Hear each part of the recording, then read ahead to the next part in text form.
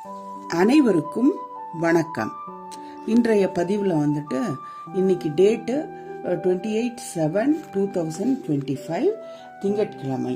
இன்னைக்கு பிறந்த எண் 1, விதி எண் 8. 1லிருந்து 25 வயது வரைக்கும் பிறந்தவங்களுக்கு இன்னைக்கு டேட் வைஸா பார்த்தோம்னா 1, 2, 4, 5ல பிறந்த அனைவருக்கும் இன்னைக்கு சிறந்த நாள். 25லிருந்து 50 வயது வரைக்கும் பார்த்தோம்னா 2, 3, 4, 5 ரொம்ப அருமையா இருக்கு.